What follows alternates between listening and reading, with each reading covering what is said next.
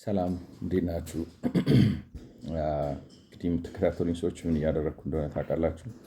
ግን በአጋጣሚ ዛሬ ለመጀመሪያ ጊዜ የሰማችሁኝ ሰዎች ካላችሁ ማድረገው ያለሁት ነገር ምንድነው? አንድ ህግ ክራሲ የሚል መጽሐፍ ጽፌያለሁ እና መጽሐፉ በዋናነት የፖለቲካ ርዕዮት አስተሳሰብ ወይም ርዕዮት መጽሐፍ ነው እና መጽሐፉ የሚለው ዋናው ጭብጡ ለኢትዮጵያ በማህበራዊ መግባባትን ማህበራዊ መረጋጋትን በማረጋገጥ ዘርፍ ረገድ ሆነ ወይንም ደግሞ በሀገሪቱ ውስጥ ፈጣንና በአንጻራዊነት ፍትሐዊ ሆነ እና ከሌላው ዓለም ጋር የሚያስተካክል እድገት ለማስመዝገብ ተመራጭ የሆነው የፖለቲካ ርዕዮት ወይም የሀገራችንን የኢኮኖሚና የፖለቲካ ተቋማት ልናዋቅርበት የሚገባ የፖለቲካ አስተሳሰብ ወይም ርዕዮት የነፃነት ዴሞክራሲ ወይም በእንግሊዝኛው ስሙ ሊበራል ዴሞክራሲ ነው የሚል ነው ማለት ነው። እና እንግዲህ ይሄንን መጽሐፍ መጽሐፉንም ለማስተዋወቅ ብቻ ሳይሆን አስተሳሰቡ ማለት ኒዮ ሊበራሊዝም ወይም የነፃነት ዴሞክራሲ የሚለው አስተሳሰብ በሀገራችን ይቅርታ ኒዮ ሊበራሊዝም አልኩ ሊበራል ዴሞክራሲ ሊበራል ዴሞክራሲ ወይም የነፃነት ዴሞክራሲ አስተሳሰብ እንግዳ ነው ይመስላል። ማለት እንደ ጽንሰ ሀሳብ ማለት እንደ ፖለቲካዊ መዋቀሪያ ፍኖተ ካርታ ወይም የፖለቲካ ተቋማትን ማዋቀሪያ ፍኖተ ካርታ ወይም ንድፍ እንደዚሁም የኢኮኖሚ ተቋማትን ማዋቀሪያ ንድፍ በሚገባ አንረዳውም።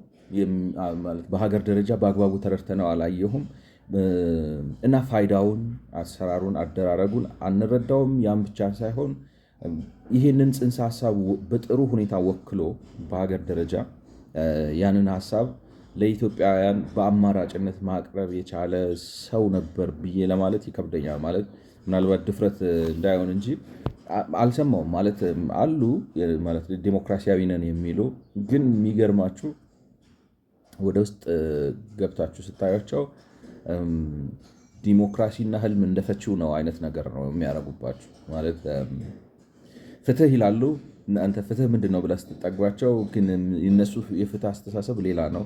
ዴሞክራሲ ይላሉ፣ ዲሞክራሲ ምንድን ነው ብላችሁ ጠጋ ስትሏቸው የዲሞክራሲ አስተሳሰቡ ሌላ ነው። እና ሪሊ እኔ ኢትዮጵያ ውስጥ ካልተሳሳትኩኝ ማለት ሌላ የተለየ ሀሳብ ያለው ሰው ካለ ለመታረም ዝግጁ ነኝ። ነገር ግን ይሄ የነፃነት ዲሞክራሲ የሚለው አስተሳሰብ በትክክል የተወከለ አይመስለኝም። እንዲያውም አንድ ጊዜ ኢንተርኔት ላይ የሆነ የሚመላለስ አንድ ኢሜል ነበር አስታውሳለሁ።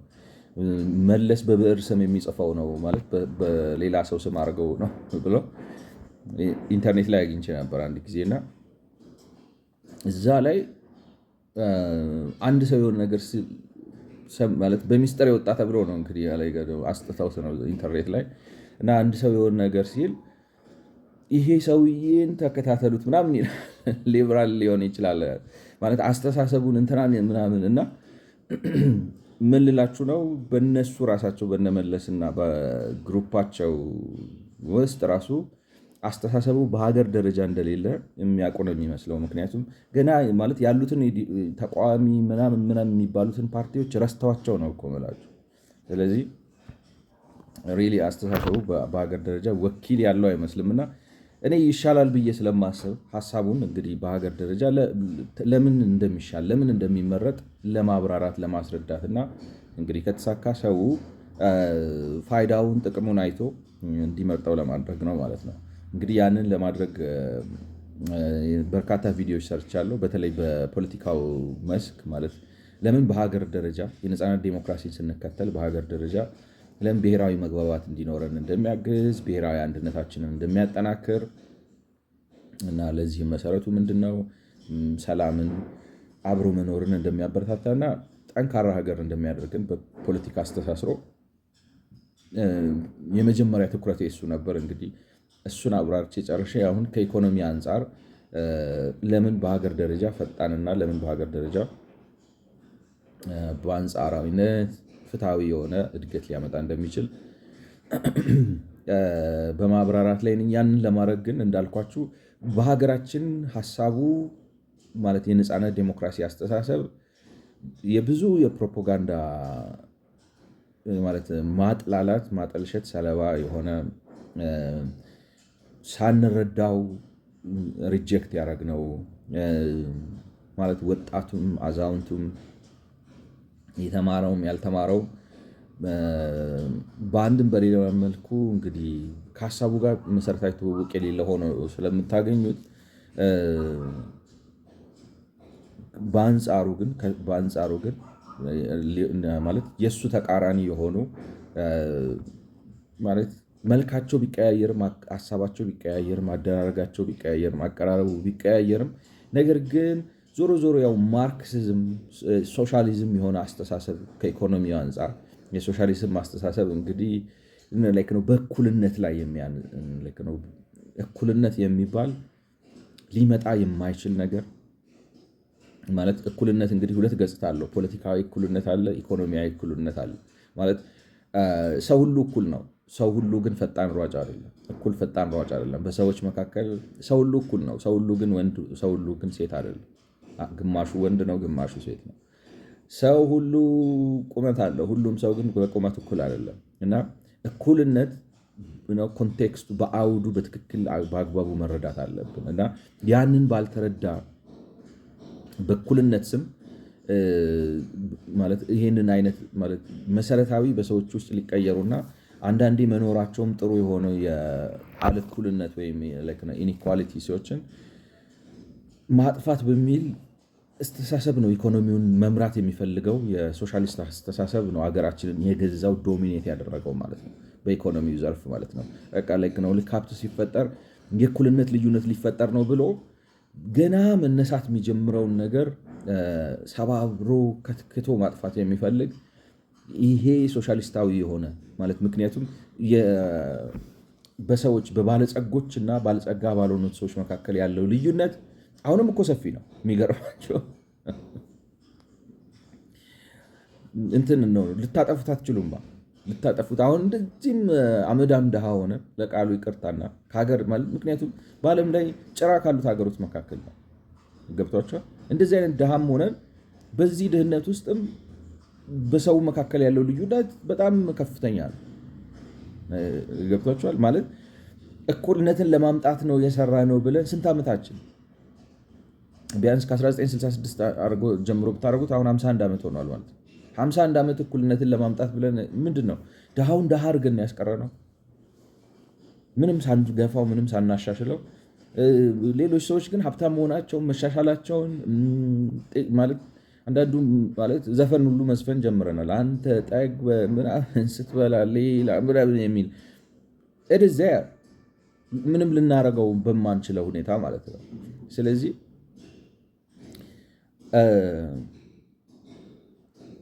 እንትን ነው በእንደዚህ አይነት ሀሳቦች ተይዘን ፋይዳ በሌላቸው ሊሳካ የማይችል ግብ ስናሳድድ ሊሳካ የማይችል ሶሻሊስታዊ ፍትህ፣ ሶሻሊስታዊ ጀስቲስ፣ ሶሻሊስታዊ ፍትህ ስናሳድድ ይኸው ባለንበት እየረገጥን ነው እና በሀገራችን የዚህን ይሄ ባለንበት የሚያስረግጠንን አቁሞ እንደ ፍሪዝ አድርጎን ማለት ፍሪዝ ነው። በቃ ፍሪዝ ምንድን ነው የሚባለው? አሁን አንድ ፊልም እያያችሁ ፖዝ ብታደረጉት አላለም እንደዛ ፖዝ ዶነናል ኢኮኖሚካሊ።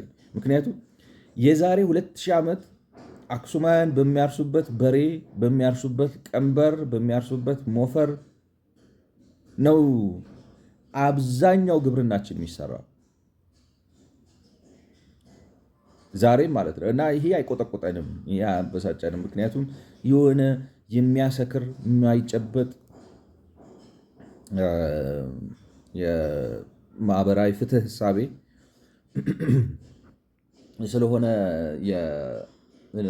ሊቃን የሚባሉትን እንግዲህ የሀገሪቱን ሊቃን አስተሳሰብ የገዛውና ያንን ለማሳካት ስለሚሰሩ ችግር ውስጥ ነን። ስለዚህ በሀገር ደረጃ ከኢኮኖሚ አንጻር የካርል ማርክስ የኢኮኖሚ አስተሳሰብ ስህተት እንደሆነ ማሳየት አለብኝ። ምክንያቱም ፈጣንና በአንጻራዊነት ደግሞ ፍትሃዊ የሆነ ልማት ያመጣል። የነፃነት ዲሞክራሲ ወይም የነፃነት ዲሞክራሲ ባለበት ድባብ ውስጥ የሚፈጠረው ነፃ ገበያ እና የነፃ ንግድ አሰራር በሀገር ደረጃ በአንጻራዊነት ፈጣን በአንጻራዊነት ፍትሐዊ የሆነ እድገት ያመጣል ብሎ ለማለት መጀመሪያ ያንን አስተሳሰብ መግታት ማለት ነው። የዛን አስተሳሰብ ስህተትነት ማሳየት አለባችሁ። ምክንያቱም በቃ እየተጭበረበርን ነው። ተጭበርብረው ሰዎች እያጭበረበሩን ነው። ተታለው ሰዎች እያታለሉን ነው። አሁን እንደዚህ ስል ምን ማለት ነው? እንግዲህ ዝርዝሩ ብዙ ነው ማለት ቀስ እያልኩ ከተሳካልኝ እንዴት ሰዎቹ እንደተጨበረበሩና እንዴት ሊያጭበረብሩን እንደቻሉ እንግዲህ ለማብራራት እየጣርኩ ነው ማለት ነው። ስለዚህ ያንን ራሳችንን ከዚህ ከተሳሳተው አስተሳሰብ ከተሳሳተው ኋላ ቀሩ እሳቤ ያላቀን የነፃነት ዲሞክራሲ የሚያስከትለውን የነፃ ገበያ ነው ኢኮኖሚ ስርዓት ተረድተን ከሱ እንግዲህ ትሩፋቱን እንድንወስድ እሱን ለማብራራት እየጣርኩ ነው። ስለዚህ መጀመሪያ ያኛውን ይሄ የተሳሳተውን አስተሳሰብ ማጋለጥና ማብራራት አለብኝ በሚል እየሰራው ነው። ያንን ለማድረግ እንግዲህ መጀመሪያ የካርል ማርክስን የፖለቲካል ኢኮኖሚክ ቲንኪንግ በዋናነት ግን በእኔ እምነት የካርል ማርክስ የፖለቲካል ኢኮኖሚ ቲንኪንግ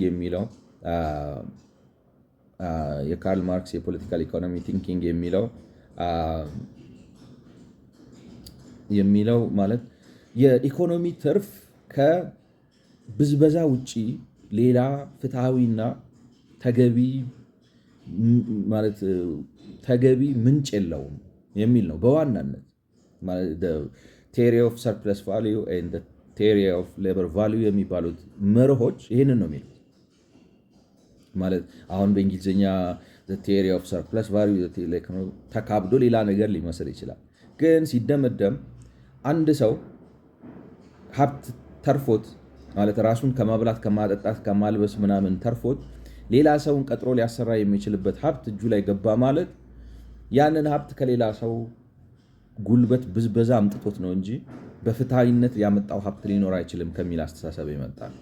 which is completely wrong I think አሁን እኔ ይመስለኛል በእንደዚህ አይነት መልኩ በዚህ አይነት አማርኛ ለሰው ብታቀርቡለት ሳታብራሩለት ብዙ ሳትንዛዙ ይገባዋል ብዬ አስባለሁ። ነገር ግን እንደዚህ አድርጎ ያቀረበልን ሰው ያለ አይመስለኝም። ስለዚህ እሱን ያደረኩት ማለት ነው መጀመሪያ። ከዛ እንግዲህ ቀጥዬ አሁን የአቶ መለስ ማለት የልማታዊ መንግስት አስተሳሰብን ነው እንግዲህ በሀገራችን ሊተክሉ የሞከሩትና ሲሰሩ የነበሩትና ያንንም እንግዲህ በዋና ዝም ብለን ተነስተን ከሀሳቡ ተነስተን ማለት እንችላለን ማውራት እንችላለን በቴሌቪዥን በምናምን ከቀረበው። ነገር ግን ሳይንሳዊ ለማድረግና ሰው ማለት ህዝብንም ለማስተማር ህዝብንም ለማንቃት እንዲረዳ የጻፉት ጽሑፍ አለ፣ የመመረቂያ ጽሑፍ። በዚህ የልማታዊ መንግስት ለምን ለኢትዮጵያም ሆነ ለአፍሪካ ይበጃል ብለው ያንን ለማስረዳት ያቀረቡት ጽሑፍ አለ እና ጽሑፉ እንግዲህ የሚለው ምንድነው? አፍሪካን ዴቨሎፕመንት ዴድ ኢንስ ኒው ቢግኒንግስ ነው የሚለው። ማለት መመረቂያ ጽሑፋቸው ለማስተርስ ትምህርት ሲሰሩ ያቀረቡት ነው።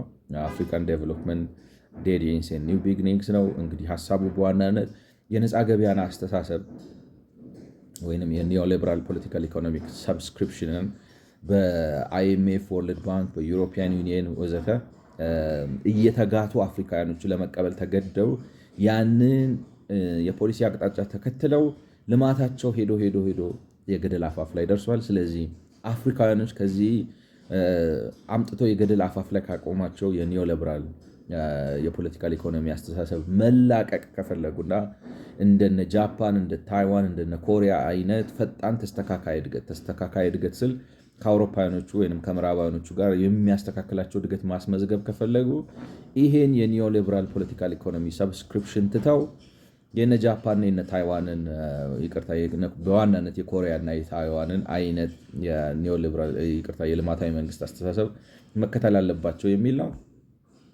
ግን እንዳልኩት አንደኛ የእሳቸው የልማታዊ መንግስት አረዳድ ከነዚህ በጃፓን፣ በኮሪያ፣ በታይዋን፣ በሲንጋፖር ከታየው ፍጹም የተለየ ነው። አንደኛው እሱ ነው። ከዛ በተረፈ ግን ወደ ውስጥ ገብተን አሁን ወረቀቱን እያንዳንዱን በምዕራፍ ስናየው ነገሮችን የሚያቀርቡበትና የሚረዱበት መንገድ በቃ የሞኝ ደፋር ነው፣ ያለ አዋቂ ደፋር አቀራረብ ነው እንጂ ምንም ሳይንሳዊም ጥበብም እውቀትም የለውም። ማለት ቢለይ ችግር የለውም ማለት ለምን በጃፓን ማለት የጃፓን ልማታዊ መንግስት ብላችሁ ያልተረዳችሁትን አመጣችሁ የሚባል ነገር የለም። ማለት የግድ የጃፓንን መምሰል የለበትም፣ ወይም የኛ አካሄድ ወይም ኮሪያን መምሰል የለበትም፣ ወይም ታይዋንን መምሰል የለበትም፣ ወይም አሜሪካንን መምሰል የለበትም። ነገር ግን የሚሰራ መሆን አለበት፣ ሳይንሳዊ መሆን አለበት፣ አመክኗዊ ሚዛኑን የጠበቀ መሆን አለበት፣ ሎጂካል መሆን አለበት። ግን ሎጂካል አይደለም በፍጹም ላይክ ነው። ሎጂካል አይደለም እና ስለዚህ ማብራራትና ውስጡ ያለውን ከፍተኛ ይገርማቸዋል። አሁን ለምሳሌ ዛሬ ነው የምላችሁ አይ ቲንክ የበቀደሙ የእንትና አይዶን ነው ከዚህ በፊት ሰምታችሁ ከሆነ ስለ ኢሳያስ አፈወርቄ ሰው ጠግቦ መብላት ያለበት ማን ነው አለ። አሁን አጠብቆ ማለት ነው ከቶ ኢሳያስ እንዴ ማለት ያን የመሰለ የሚያምር እንግሊዝኛ እየተናገሩ ቢያንስ መጽሐፍ ያነባሉ ነው የምትለው አለ። ጥሩ ደስ የሚል እንግሊዝኛ አላቸው እና ቢያንስ አይ እንደዚህ ኮማንድ ኦፍ እንግሊሹ ካለ ሁሉ መጽሐፍ መቼም እንደ ዴርቶ ጋዳ የሌለ የመኖክሴ ጥበብ እየፈለጋችሁ ላይክ ነው ዩ ካን ሪድ አዘር ቡክስ ማለት ነው። ላይክ ነው እያጣጣልኩ አይደለም የሀገራችንን ጥበብ ግን ማለት ነው። ላይክ እዛ ውስጥ አለግባ ብዙ ሌላ ከመስመር ያስወጣኛል። ግን እንደዛ ይላሉ እና የሚያቀርቧቸው መከራከሪያዎች የሚያቀርቧቸው ሀሳቦች ከአቶ መለስ ይወጣሉ ብላችሁ ማጠብቋቸው ናቸው። ምክንያቱም እንግዲህ አቶ መለስን በቴሌቪዥን ስንሰማቸው ስናያቸው የምናውቀው ነገር አለ ላይክ ነው እና ለሳቸው ያለን ቦታ ቢያንስ ነው ላይክ ነው። ጥሩ ጭንቅላት አላቸው። ዓለም አቀፍ ስብሰባ ላይ እናያቸዋለን፣ ፎረሞች ላይ ሲሳተፉ እናያለን ምናምን። ስለዚህ ሰውየው መሰረታዊ የሆነ ጽንሰ ሀሳቦችን መረዳት፣ ሀሳቦችን የማሰካካት የማስቀመጥ ምናምን ችሎታ አላቸው ብላችሁ ነው የምትጠብቁትና ውስጥ ገብታችሁ ስታዩት በፍጹም ከሳቸው የማይጠበቅ ነገሮችን ይላሉና የግድ ማረም አለብን። እንግዲህ የግድ የእሱን ማሳየት አለብን ብዬ እንግዲህ ውስጡ ገብቼ እያብራራው ሂስ እያቀረብኩ ነው ማለት ነው። እንግዲህ መጀመሪያ ያሉት ምንድነው የኒዮሊበራል ፖለቲካል ኢኮኖሚ አስተሳሰብ ማህበራዊ እሴትን አይፈጥረም ነው። ማህበራዊ እሴት ምንድን ነው? ገብቷቸዋል። ማህበራዊ እሴት ምንድን ነው? የኢትዮጵያ ሕዝብ አሸባሪነት ችግር የለበት። ገብቷቸዋል። የተወሰነ ልክ ነው። በተወሰኑ አካባቢዎች ምናልባት የተወሰኑ ችግሮች ሊኖሩ ይችላሉ። እንደ ሕዝብ ግን ህግ ማለት በመንግስት ስር ለብዙ ሺህ ዓመት የኖረ የራሱ ታሪክ ያለው የነፃነት ታሪክ ያለው ተከባብሮ በሰርግ በምናምን አብሮ የሚኖር የሆኑ አለመግባባቶች ምናምን ሊኖሩ ይችላል። የትኛውም ሀገር ውስጥ ያለ ነገር ነው።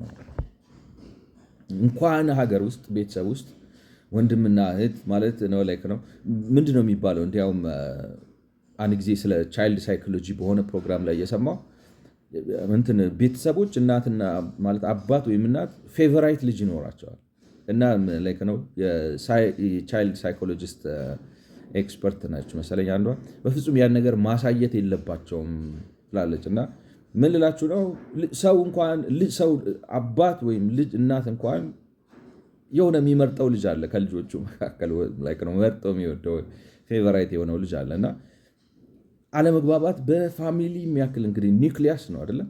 ኒውክሊየር ነው ፋሚሊ የማህበረሰብ ማለት the smallest unit of social gathering is a family አይደለም? ፍቅረኛና ፍቅረኛ ይጣላል፣ አይግባባም፣ ይጋጫል። ሰዎች ተዋደው በፍቅር ላይክ ነው ከአንተ ሌላ ሞት ነው ከአንተ የሚለየኝ ሞት ነው ከአንቺ የሚለየኝ ሞት ነው ተብለው ተጋብተውም ይጋጫሉ ሰው። ስለዚህ በማህበር ውስጥ አለመግባባት እንደዚህ አይነት ምናምን ውጣ ውረድ ምናምን መበቃቀል ምናምን ሊኖር ይችላል። ግን አብሮ የሚያኖር አይደለም የሚያስብል የለም። ስለዚህ መሰረተ ላይ ነው ብዙ ነገሮች አለ። ባህል አለ፣ ምንድን ነው እድር አለ፣ ቁብ አለ፣ ሰርግ አለን፣ ብዙ አይነት ማህበሮች አሉን። ሌብነት እንጸየፋለን፣ እርስ በርስ እንተጋገዛለን፣ ብዙ ነገር አለ። ስለዚህ በጣም እሴት አለ። ከዛ ባሻገር ግን ኒዮሊበራሊዝም ወንጀልን ህግ ከማስከበር ውጭ ምን የሚያከፋው ላይክ ነው? አትስረቅ ስላልከው እንዴት አድርገህ ነው ማህበራዊ እሴትን የምታፈርሰው? የሰውየውን የንብረት ባለቤትነት አረጋግጥለት ስላልክ እንዴት አድርገህ ነው እሴት የምታፈርሰው? የፖለቲካ ስልጣን በምርጫ ይያዝ ስላልክ እንዴት አድርገህ ነው ማህበራዊ እሴት የምታፈርሰው? እንዴት አድርገህ ነው ሀሳብን በነፃነት የመግለጽ መብት ይረጋገጥ ስላልክ ማህበራዊ እሴትን የምታፈርሰው? እንዴት አድርገህ ነው የሃይማኖት ነፃነት ይከበር ማለት መንግስትና ሃይማኖት ይለያዩ፣ መንግስት ሃይማኖት ውስጥ አይግባ፣ ሃይማኖትም መንግስትም አይግባ፣ ሃይማኖት በሃይማኖት ስፍራ ይካሄድ፣ ነገር ግን ሁሉም የራሱን ሃይማኖት እንደፈለገ ይለማመድ ብለህ ስላልክ እንዴት አድርገህ ነው ማህበራዊ እሴትን የምታወድመው? ተጠያቂነት ይኑር፣ ፍርድ ቤቶች ነፃና ገለልተኛ የሆኑ ስላልክ እንዴት አድርገህ ነው ማህበራዊ እሴት ምንድን ነው? ገብቷቸዋል? ምንም ጠብ የሚል ነገር የለም። ን ስንቀጥል የሚሉት ምንድን ነው? ስለ ቴክኖሎጂ ማብራሪያ አይሰጥም ነው። ብላክ ቦክስ ኦፍ ዴቨሎፕመንት ነው። ቴክኖሎጂ እንዴት እንደሚፈጠር፣ እንዴት እንደሚዛመት፣ እንዴት እንደሚሰራጭ፣ በዚህ ውስጥ የመንግስት ድርሻ ምን እንደሆነ፣ የህብረተሰብ ድርሻ ምን እንደሆነ፣ ዓለም አቀፍ ግንኙነቶች ድርሻው ምን እንደሆነ ማብራሪያ አይሰጥም። ያሳፍራል ነው። እንደው ሌላውን ብንተወው፣ ሳይንሳዊ ማብራሪያውን ብንተወው፣ እንዴት አድርገው ነው በኒዮ ሊበራሊዝም አሜሪካኖቹ እዚህ የደረሱት? እንደዛማ ከሆነ ቴክኖሎጂ አሜሪካኖች ፓዮኒር ያላደረጉት ቴክኖሎጂ አለ ወይ? እንዴት አድርገው ነው ብሪቲሾች እዚህ የደረሱት? ብሪቲሾች ፓዮኒር ያላደረጉት ቴክኖሎጂ አለ ወይ? አንደው ዝም ብሎ ሌላውን ብንተወው ማለት ነው። ግን ውስጥ ገብተን ስናይ ያብራራል ማለት እንዴት ነው የሚሰራጨው፣ እንዴት ነው የራሱ የሆነ ማብራሪያ ይሰጣል ነው። እንግዲህ በሶስተኝነት ደግሞ ስለ ገበያ ክፍተት ነው ያወራል ማለት ኒዮሊበራሊዝም ችግር አለው ነው እና የገበያ ክፍተት ምንድን ነው በሚለው እንግዲህ ማለት ለማሳየት እንደሞከርኩት የገበያ ክፍተት በዋናነት ከመንግስት የአሰራር ግድፈትና ያወቃቀር መንግስት ራሱን ከሚያዋቅርበትና የኢኮኖሚ ተቋማትን ከሚያዋቅርበት መንገድ እንዲሁም ከሚያወጣቸው ፖሊሲዎች ግድፈት ከዛም ባሻገር ደግሞ እንግዲህ ከፖለቲካው ጋር ግንኙነት ያላቸው የጥቅም ኔትወርኮች የጥቅም መረቦች በሚፈጥሩት ችግር ነው በዋናነት ትልቁን የአንበሳውን ድርሻ የሚወስደው ማርኬት ፌሊየር የሚባለው። ስለዚህ ማርኬት ፌሊየርን ለማስተካከል እንዲያው አንድ ከዩናይትድ ኔሽን ኤስዲጂ ሰስቴናብል ዴቨሎፕመንት ጎልስ ከሚባሉት እና እነዚህ እናሳካለን ብለው ካስቀምጧቸው ጎሎቹ ነው ያንን ጎል ከሚያብራሩበት ባለ 17 አንቀጽ ወይም ቮሊዩም የሆነ ጽሁፍ ላይ አንድ የሆነች አርቲክል አውጥቼ እንዳቀረብኩላችሁ በዋናነት የገበያ ውድቀት መነሻው የመንግስታት ውድቀት ነው። የመንግስታት ውድቀት ስንል ግን መንግስታቱ የሉም ማለት አይደለም። መንግስታቱ አሉ። ለምሳሌ በሴራሊዮን እንደሆነው ሴራሊዮን በኮሎኒያሊዝም ስር እያለች በጣም ቫይብራንት የሆነ ኢኮኖሚ ነበራት። በምዕራብ አፍሪካ ለሌሎቹ እንዲያውም ለአካባቢው ሀገሮች ልክ ጃፓን ለሌሎቹ ለአካባቢው ሀገሮች ምሳሌ እንደሆነ ሴራሊዮን ምሳሌ ትሆናለች ተብሎ ነበር።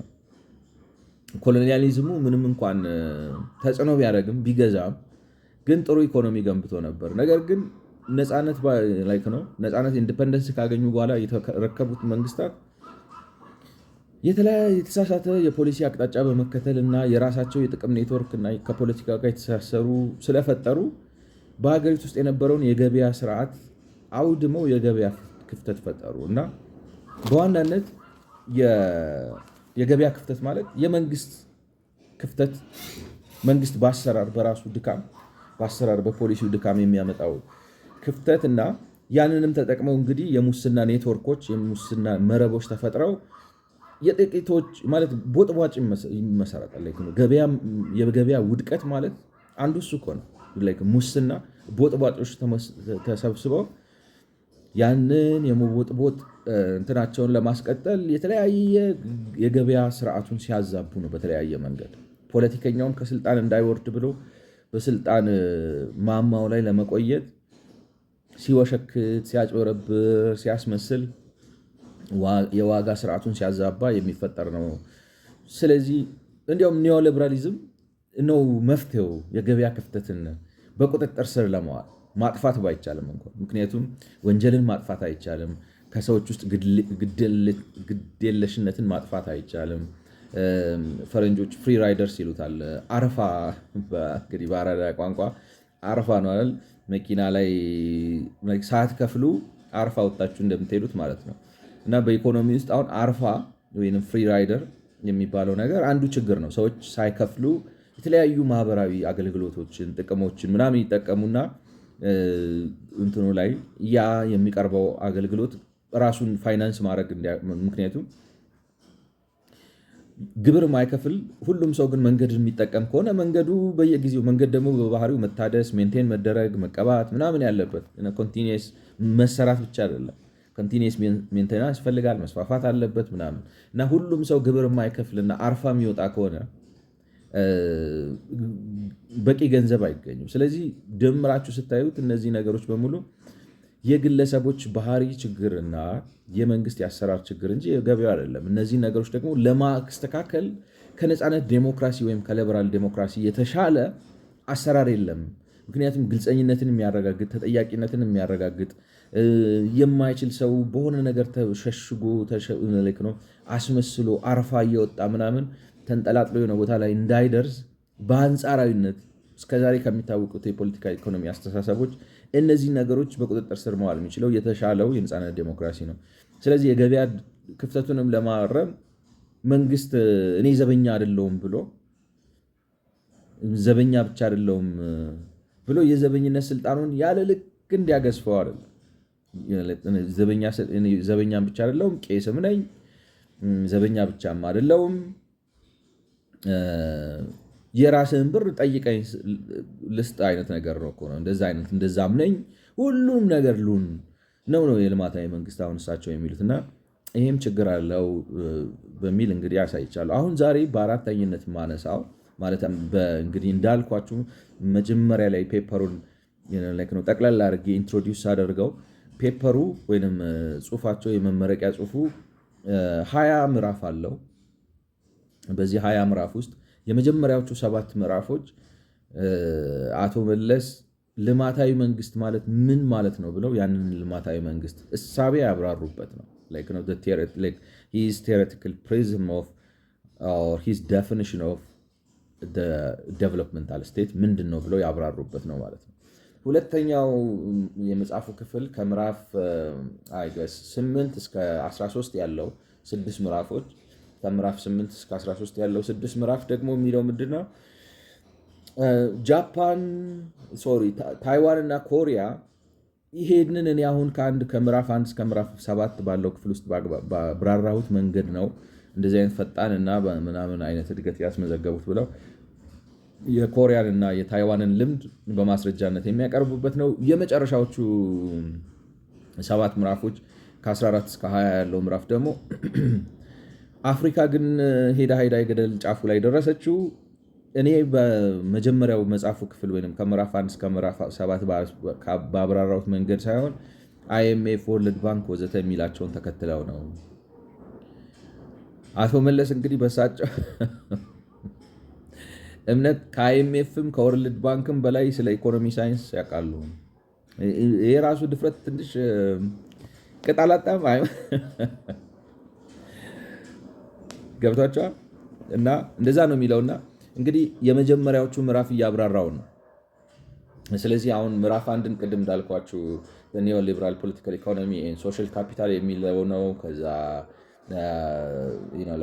ብላክ ቦክስ ኦፍ ዴቨሎፕመንት which is chapter 2 third one ማርኬት ፌሊየር ኢን ዴቨሎፒንግ ካንትሪስ እነዚህ ሶስቱን ናቸው እንግዲህ እስካሁን ያየነው እና በዛ ላይ ሂስ ለማቅረብ የሞከርኩት።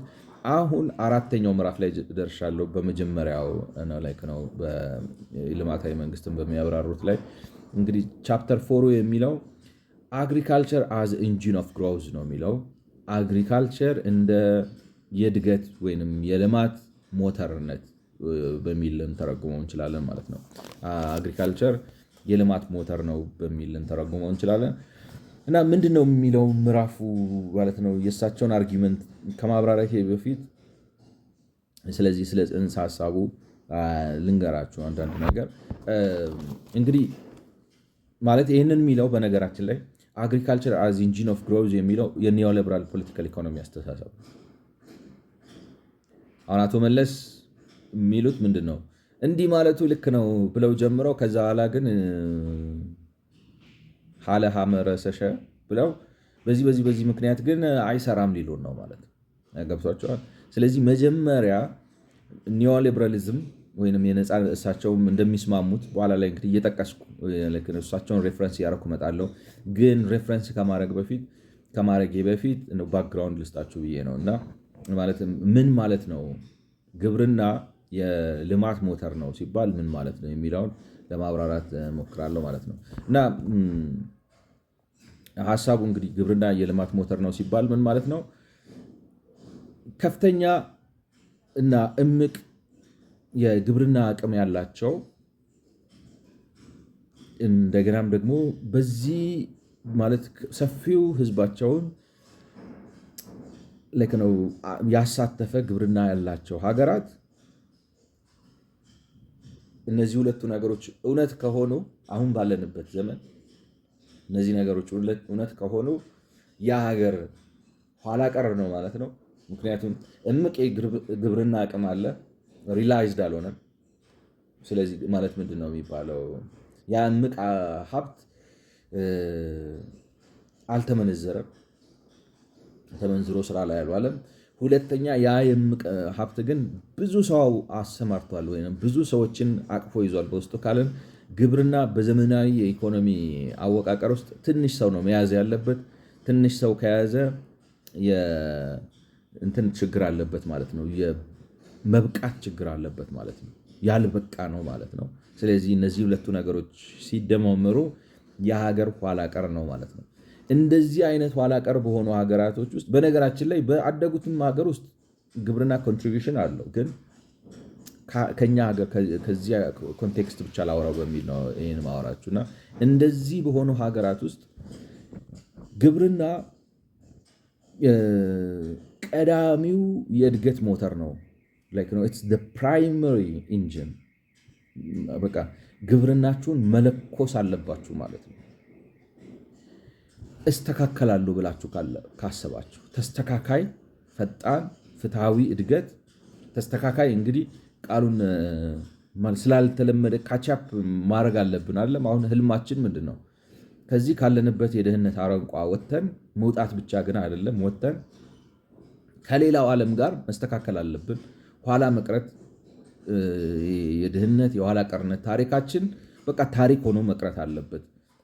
አዲስ ምዕራፍ መጀመር አለበት ነው። ስለዚህ መስተካከል አለብን ስል በዛ ኮንቴክስት ነው። ወይም ካቻፕ ማድረግ አለብን ከሌላው ዓለም ጋር ነው። ስለዚህ እንደዚህ እንደ ኢትዮጵያ እምቅ የግብርና አቅም ላላት ሀገርና ያ እምቅ የግብርና አቅም ደግሞ ቀላል የማይባል የህብረተሰብ ቁጥር ያለው ህብረተሰብ በዛ ውስጥ አሳትፎ ያለ ሀገር እንደ ኢትዮጵያ ያለ ሀገር ማለት ነው። በሌላ አማርኛ ፈጣን ኢኮኖሚያዊ እድገት ፈጣን እና በአንጻራዊነት ደግሞ ፍትሃዊ የሆነ ኢኮኖሚያዊ እድገት ለማሳካት ግብርናው ቀዳሚ ሞተር ነው።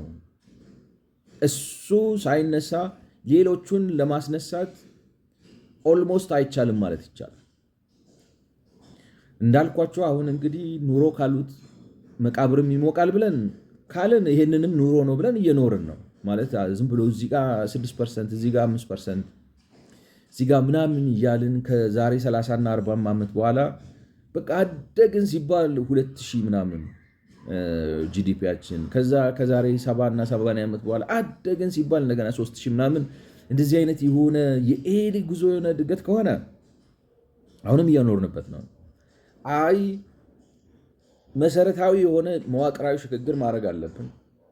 አቅማችንን አውጥተን መንዝረን ተጠቅመን ስራ ላይ አድርገን መጠቀም አለብን። በአይናችን ልናየው ይገባል። ተስፋችንን መጨበጥ አለብን ምንል ሰዎች ከሆንን ነው የምላችሁ። እንደዛ ምንል ከሆነ ግብርና የመጀመሪያው መለኮስ እና ውጤታማ መሆን ያለበት መስክ ነው ይላል ኒዮሊበራሊዝም ማለት ነው። ግብርና የግብርና ውጤታማነት ነው ሌሎቹን ኢኮኖሚዎች በሙሉ አንቀሳቅሶ ኢንዱስትሪውን፣ ሰርቪሱን ምናምን አንቀሳቅሶ ስላችሁ አሁንም እያንቀሳቀሰ ነው እኮ። ግን ያው ኑሮ ካልከው መቃብርም ይሞቃል ነው። እየተሟሟቅን መኖር እንችላለን አሁን እንደምንኖረው። በዚህ በኩል እኮ ፓርክ ገባን፣ በዚህ በኩል እኮ መንገድ ጠረግን፣ ስንዴ እኮ ልንልክ ነው ምናምን እያልን ይሄ የሆነ ኑሮ ካሉት መቃብር ይሞቃል አይነት ኑሮ መኖር እንችላለን። ራሳችንን እያሞገስን እያወደስን ትላንትና እኮ እንዲህ ነበርን እኮ እንዲህ አልነበር፣ በደርግ ጊዜ እኮ እንዲህ አልነበረም፣ ትላንትና አዲስ አበባ እንዲህ ነበረች፣ አሁን እዚህ ጋር በዚህ በኩል መብራት በርቷል ምናምን ነገርኳችሁ። መርከብን ዝም ብለህ ብትለቀውም ንፋስ ይወስደዋል። አንድ ሰው የሆነ መስሪያ ቤት ማለት እንትኖቹን አይቷቸው በጣም ውሳኝ የሚባሉት ሰዎች ትልልቅ ሰዎች ናቸውና ያውቃሉ ተብሎ ይህን ድርጅት ዝም ብለን እንደ መርከብ ወስደን ዝም ብለን ባህር ላይ ብናስቀምጠው ንፋስ ራሱ ገፍቶት ከነዚህ ሰዎች የተሻለ ይመራዋል። ገብቷቸዋል። ዝም ብሎ ንፋስ ወፍ ዘራሽ ብንሆን ይሻለን ነበር። የሆነ እንዲያውም ቲክቶክ ላይ አይዶ ነው አንድ ሰው ድምፁን ብቻ ነው የሚሰማኝ እንትኑና ላይ ዴታ እየሰጠ ነበር። ምን ያህል ቬሪፋይድ እንደሆነ አላውቅም። በኢህአዴግ በኃይለስላሴ ዘመን ኢትዮጵያ ወደ ክሎስ ቱ 800 ሚሊዮን ኦር ሰምቲንግ ላይክ ነው 0.8 ቢሊዮን ዶላር ብዙ ነው በዛን ጊዜ ይመስለኛል። ምክንያቱም አሁን እነ ኮሪያና እነ ጃፓን የተነሱበትን የአሜሪካ ብድር ብታዩት 3 ቢሊዮን 4 ቢሊዮን አይበልጥም። ተነስተው እዚህ የደረሱበትን ስለተጠቀሙበት ነው የምላችሁ። በገበያ ማለት ስለተጠቀሙበት አሁን እዚህ ያደርሷቸዋል። ኃይለስላሴም ያንን ቀርጥፈው ኢትዮጵያ ያው ነች ነው። በደርግ ጊዜ ደርግ ከራሻ ከምናምን የወሰደው ያገኘው ዶላር 4 ቢሊዮን ዶላር እሱም ብዙ ነው በደርግ ጊዜ ገብቷቸዋል። ግን አሁንም እዛው ነው። ኢህአዴግ ደግሞ በዘመኑ በብድርም በምንም ያገኘው 50 ቢሊዮን ከዛ ደግሞ ራሱ ተበድሮ የወሰደው 20 ቢሊዮን እና ልጁ እንግዲህ ድምፁ ነው የሚሰማኝ እንትኑን አላየው። እንደው ይሄንን ብር ወስደን ለሰው በእያንዳንዱ ብናካፍለው ከዚህ የተሻለ እድገት አናመጣም። ዝም ብለን እንደው በነብስ ወከፍ ወስደን እንደ ጋዳፊ ብናከፋፍለው ከዚህ የተሻለ ኢኮኖሚ አናመጣም ወይ? እንትን ላይክ ነው የኢትዮጵያ ኢኮኖሚን ዝም ብላችሁ ወስዳችሁ ላይክ በጽንሰ ሀሳብ ደረጃ ነው የምላችሁ ወስዳችሁ ዝም ብላችሁ ባህር ላይ ያስቀምጣችሁት አውራቂስ ምናምን የሚባለው ንፋስ እየገፋ ቢወስደው ዝም ብሎ ወስዶ ግሪክ ምናምን ሊያደርሰው ይችላል። ማልታ ምናምን ሊያደርሰው ይችላል። እኛ እኮ እየመራ ነው።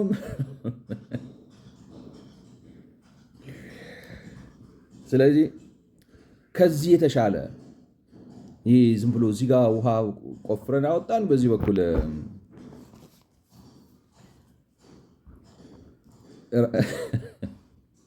ታክሲ ያሰማራል ምናምን እያለን እሱን እኮ ታክሲ እኮ ያስጀመርነው እኛ ነን ይሏቸዋል። አሁን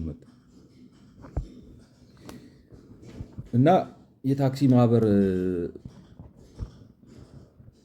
ከታክሲ ማህበርነት ያለፈ ነገር ግን የሚያስተካክለን ገና ደግሞ የዛሬ ምናምን ስንሞት አይደለም።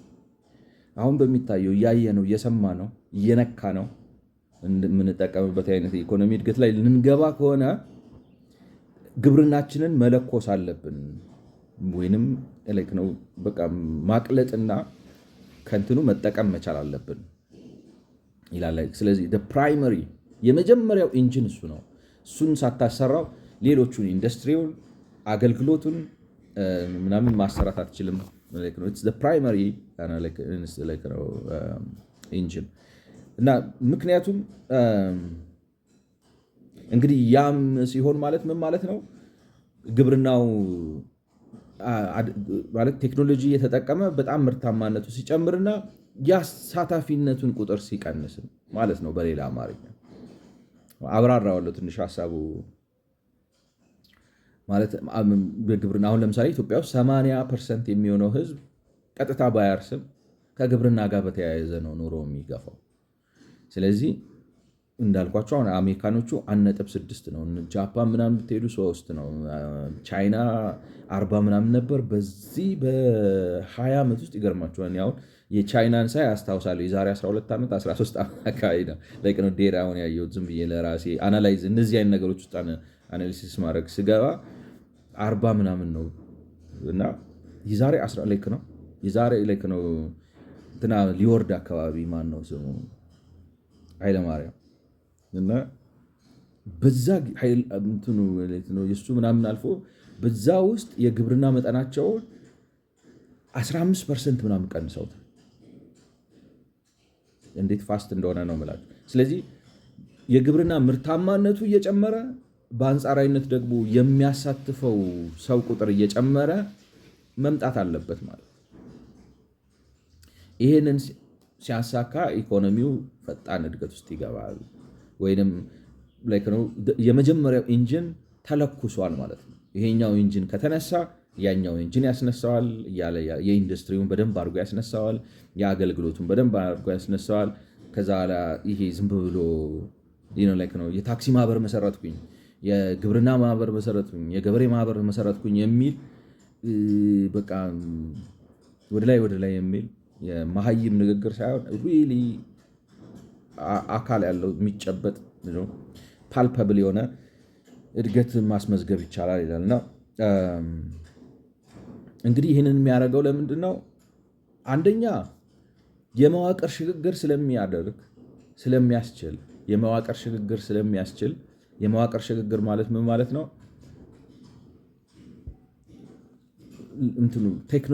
የግብርናው ምርታማነት ጨምሮ ምርታማነት መጨመር ብቻ ሳይሆን በትንሽ ሰው ብዙ ማምረት ሲጀምር በትንሽ ሰው በቴክኖሎጂ እየተጠቀመ ምርታማነቱ ሲጨምር ብዙውን ሰው ከግብርና አውጥቶ ጉልበት ነፃ ያደርጋል ማለት ነው።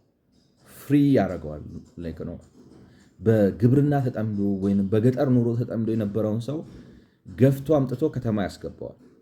አሁን እንደ ኢህአዴግ ከሆናችሁ ከገጠር ወደ ከተማ ፍልሰቱ በዝቷል ምናምን ሰው እዛ ይቀመጥ ምናምን እኮ ይገርመኛል። ምንድን ነው ሀሳባችሁ ነው? ከገጠር ወደ ከተማ ፍልሰት በዝቷል፣ ሰው ድህነትን እየሸሸ ከተማ ሰይ ነው እንጂ እሷል እንደ የተፈለገው እና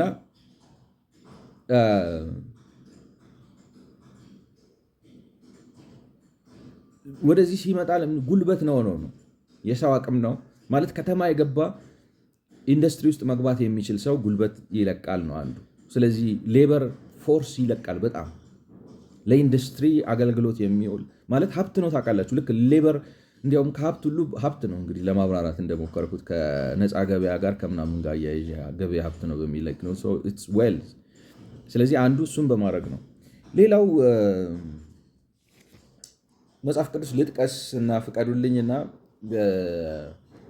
እንግዲህ እኔ የምወደው መጽሐፍ ቅዱስ 1954 የሚባለው ትርጉም ነው። ነገር ግን ለዚህ ፐርፐስ ስል ምክንያቱም የ1954ቱ ትርጉም ሲተረጉመው ጥሩ አድርጎ አልተረጎመው። ምክንያቱም በኮንኮርዳንስ ምናምን ሳየው ይሄ አዲሱ መደበኛው ትርጉም የሚባለው ትርጉም ነው በትክክል የተረጎመው። ምክንያቱም እንግዲህ ኮንኮርዳንስ ማለት ምናልባት ለማታውቁ ሰዎች ምንድን ነው ኮንኮርዳንስ እያንዳንዱን ቃል ከዋናው ከኦሪጂናሉ ቴክስት ታውቃላችሁ። መጽሐፍ ቅዱስ እንደዚህ አይነት ነገር ማውራት አለብኝ እዚህ ጋር አላውቅም። ግን መጽሐፍ ቅዱስ አሁን ብሉይ ኪዳንና አዲስ ኪዳን ተብሎ ይከፈላል አይደለም? እና ብሉይ ኪዳኑ የተጻፈው በዕብራይስጥ ነው። ወይም ኦሪጂናል ቴክስት የሚባለው የብሉይ ኪዳኑ ዋናው የመጀመሪያው ቴክስት በዕብራይስጥ ነው የተጻፈው። አዲስ ኪዳኑ ደግሞ ዋናው ኦሪጂናል የሚባለው በግሪክ ነው የተጻፈው። ሴፕታጂንት የሚሉት ማለት ነው። በግሪክ ነው የተጻፈው። ለምንድነው በግሪክ የተጻፈው? ቤተክርስቲያን የዛን ጊዜ ግሪክ ስለምትናገር ማለት ነው። እና ኢትወዝ ግሪክን ወርልድ እና ሴፕታጂንት የሚባለው እንግዲህ አሌክሳንደር ውስጥ ያሉ 70 ሽማግሌ የራሱ ታሪክ አለ። እና አንዱ በግሪክ አንዱ በዕብራይስጥ ነው የተጻፈው ማለት ነው። ብሉይ ኪዳኑ ዕብራይስጥ ነው የአይሁዶቹ ነው። አዲስ ኪዳኑ ደግሞ በግሪክ ነው የተጻፈው እና ኮዴክስ ተጠርዞ ምናምን የወጣው ግሪኩ ነው ማለት ነው። ኦፍኮርስ በኋላ ላይ ሴፕታጂንቱ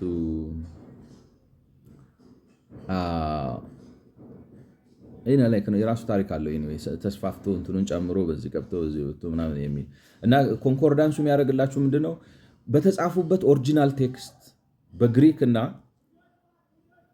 በዕብራይስጥ ኦሪጂናል ቴክስት ላይ ቃሎቹን እያገኘ እያንዳንዱን ቃል ተርጉሞ ያስቀምጥላችኋል። ስለዚህ ማች ስታደርጉት የትኛው ትክክለኛው እንደሆነ ታገኙታላችሁ ማለት ነው።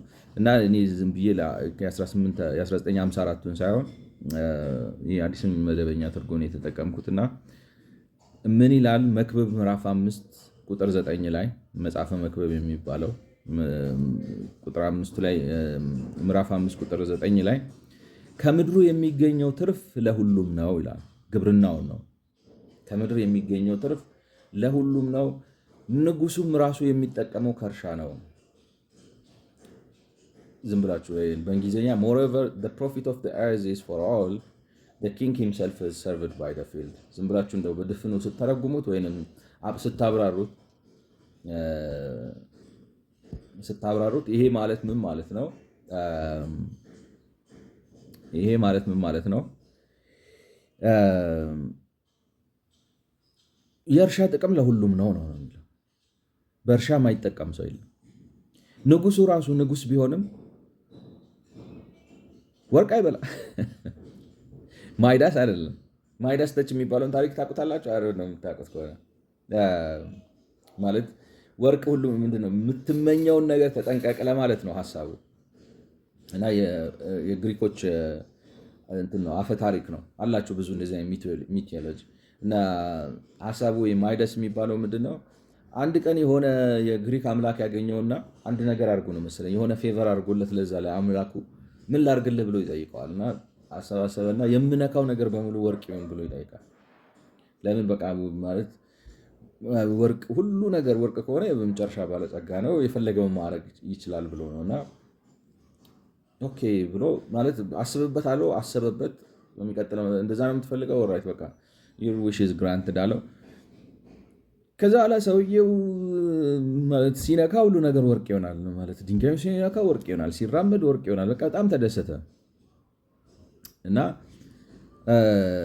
በጣም ኢንጆይ ማድረግ ጀምሮ በቃ በዛ ማለት እየተዝናና እየተደሰተ በሲቃ እያለ አበባ ላሽትት ብሎ አበባ ሲቆርጥ አበባውም ወርቅ ሆነበት።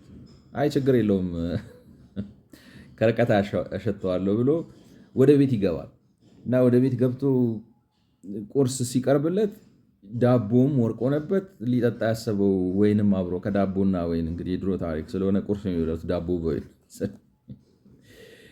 እሱም ወርቅ ይሆንበታል። እና በጣም ሰውየው ሆሪፋይድ ሆነ፣ በጣም መደንገጥ ጀመረ እና በቃ የሚያደርገው ነገር ጠፋው። ማለት የሚነካው ነገር ዳቦ ወርቅ ሆነበት፣ ወይኑ ወርቅ ሆነበት። ከዛ በጣም የሚወዳት ልጁ እየሮጠች መጣ፣ ስታቅፈው እሷም ወርቅ ሆነችበት። እና በቃ በጣም ማለት ደንግጦ ማለት ምንድነው የሚባለው ራሱን ልክ ነው አእምሮ እንደ መሳት አድርጎት አይ ዶንት ኖ እንግዲህ ዲፍረንት ቨርዥን ኦፍ ሊኖረው ይችላል፣ ግን ሞር ኦር ሌስ ከዚህ ጋር የተከረ ነው። እና መጨረሻ ላይ በቃ አልቅሶ ይለምነዋል ያንን ማለት ይሄንን እርግማን አንሳለኝ፣ እንደ ሰው ልኖር እንደ በቃ ልክ ነው እንደ ሰው ልኖር ማለት ወርቁን ከተቻለ ሰርቼ ያገኘዋለሁ፣ ካልሆነም ግን ሰውነት ኢትስ አ ቢዩቲፉል ቲንግ። እና መጨረሻ ላይ የሆነ ወንዝ ውስጥ ሄደህ ታጠብ ይለዋል። ከዛ ታጥቦ ተመለሰ ነው እንደዚህ ነገር ይላልና ምን ልላችሁ ነው? ንጉሱም ቢሆን ማለት ወርቅ አይበላ እንጀራ ነው የሚበላው አይደል? ወይ እንጀራ ወይ whatever you know like it's something which is a product of ግብርና። እና መጽሐፉ የሚለው እንግዲህ የግብርና ትርፍ ለሁሉም ነው እና ንጉሱም ራሱ የሚጠቀመው ከእርሻ ነው፣ ራሱም የሚበላው ከእርሻው ነው ይላል። እና ሁለተኛውን ሐሳብ ላይ አብራራላችሁ ነው። ለምንድን ነው ግብርና ኢንጂን የሆነው? እንደ ኢትዮጵያ ላሉ እምቅ የግብርና አቅም ላላቸውና ከፍተኛ ቁጥር ያለው ጉልበትን በዛ ላይ ያሰማሩ ሀገራት የመጀመሪያው ላይ ነው ፕራይመሪ ኢንጂን ኦፍ ግሮዝ ነው የሚባለው። ለምንድን ነው?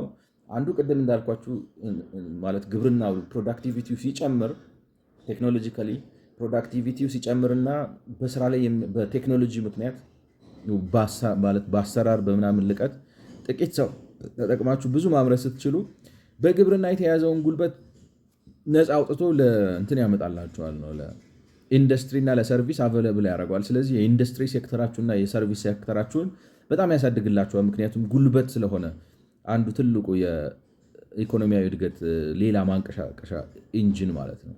ስለዚህ ነፃ አውጥቶ ሰው ሁሉ ግን መጀመሪያ ወደ ምግቡ ከሮጠ እንዴት ይሆናል? አይሆንም ነው አንዱ እሱ ነው።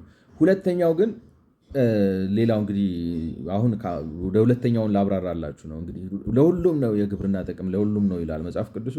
እንግዲህ በኢኮኖሚክስ ኢላስቲሲቲ የሚባል ነገር አለ። ኢላስቲሲቲ ምንድን ነው? ሪስፖንሲቭነስ ነው ማለት በገበያ ውስጥ ሸቀጦች ለተለያየ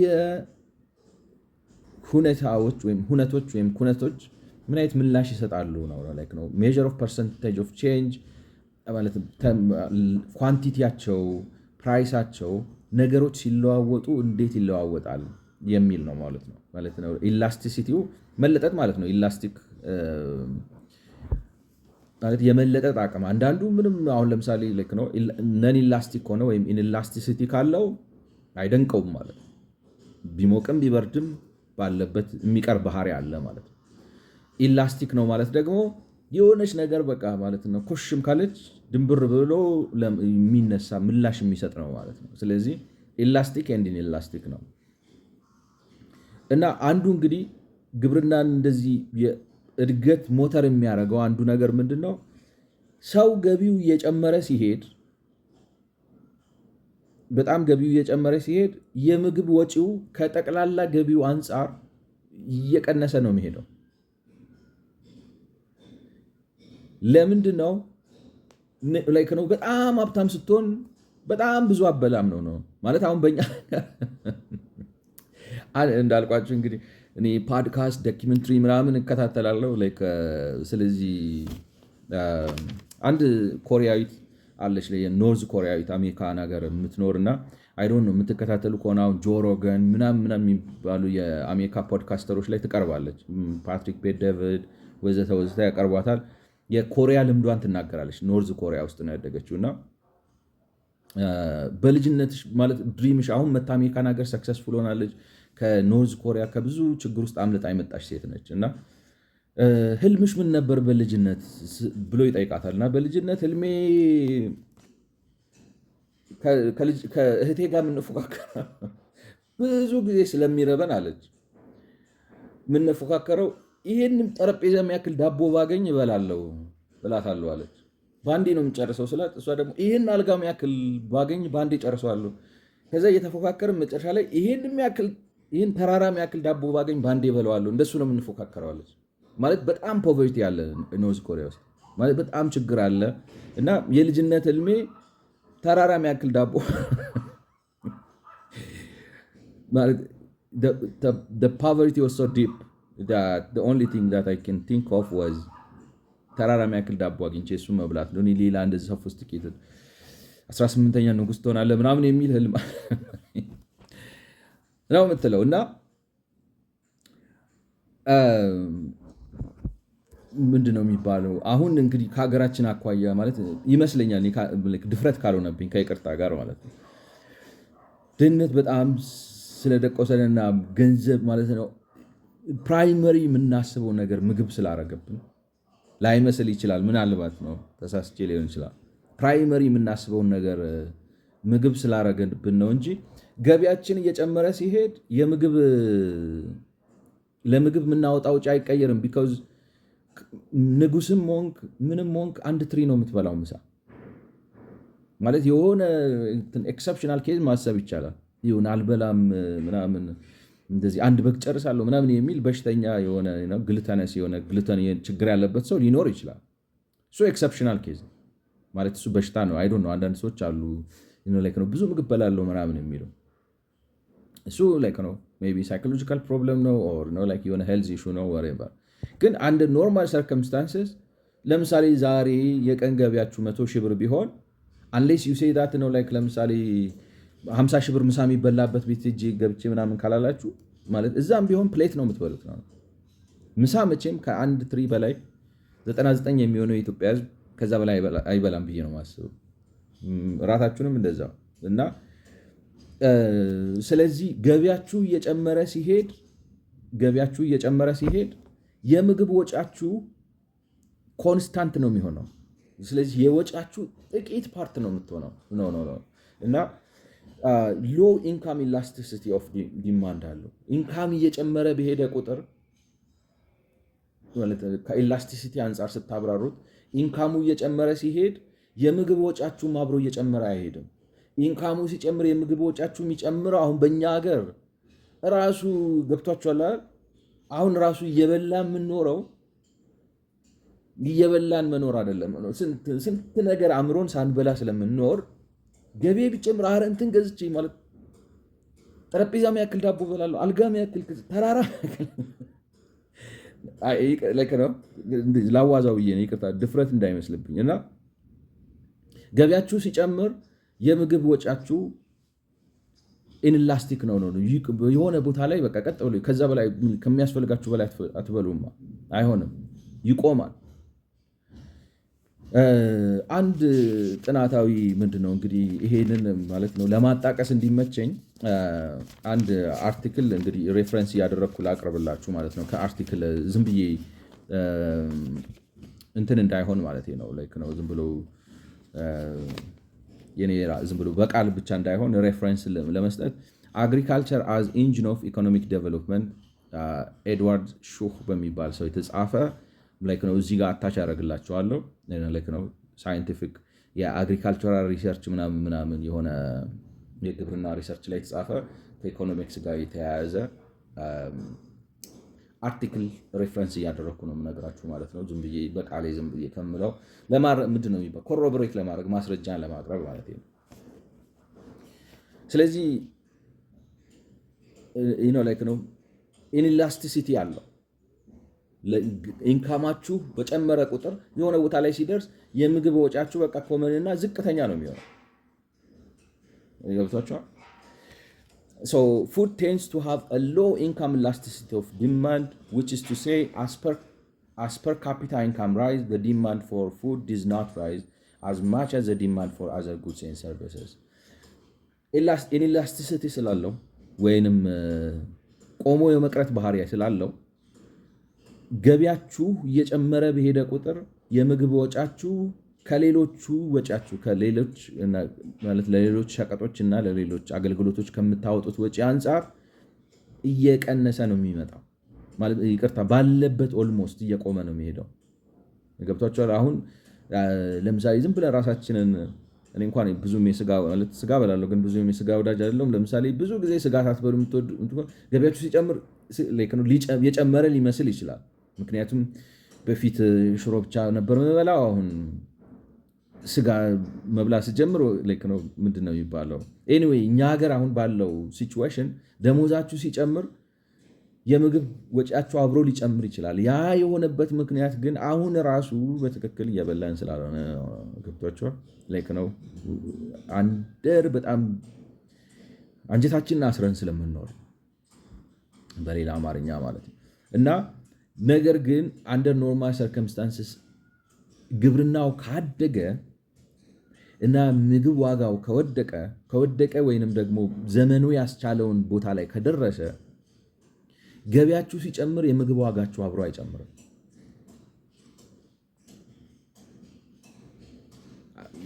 ትርጉም ሰጥቷችኋል ብዬ አስባለሁ። ገቢያችሁ ሲጨምር እንትን አይጨምርም። ኦን ዘ አዘር ሃንድ ግን በአንጻሩ ደግሞ እችን ልበልና ወደ ሁለተኛው ገባለሁ። ኦን ዘ አዘር ሃንድ በአንጻሩ ደግሞ ምግብ ዋጋው የፈለገውን ያክል ቢጨምር ዲማንዱ አይቀንስም። ማለት ሰው መብላት አለበት፣ ካልበላችሁ መኖር አትችሉ። ስለዚህ ለምሳሌ ዘይት ይመስለኛል አሁን በሊትር ከ20 ብር ይመስለኛል የተነሳው። እኔ እንጃ ሳስታውሰው አሁን ስንት ነው? 180 ብር ምናምን ሜይ ቢ እንደዛ አካባቢ አይደለ? 180 ብር ሆነ ተብሎ ዘይት ሳይበላ አይታደርም። አለበዛ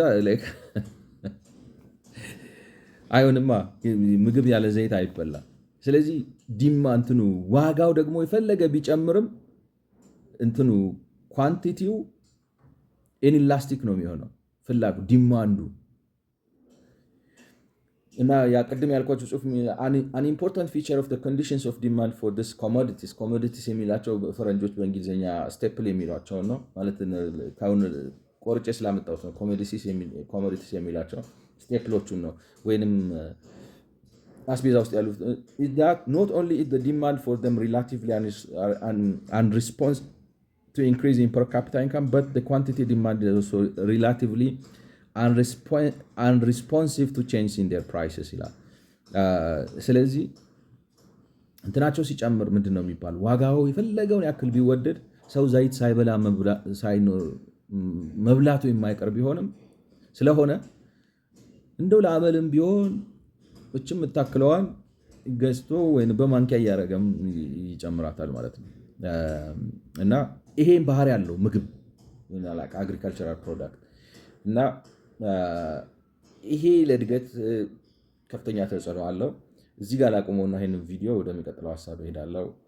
ስለሰማችሁኝ አመሰግናለሁ። መልካም ጊዜ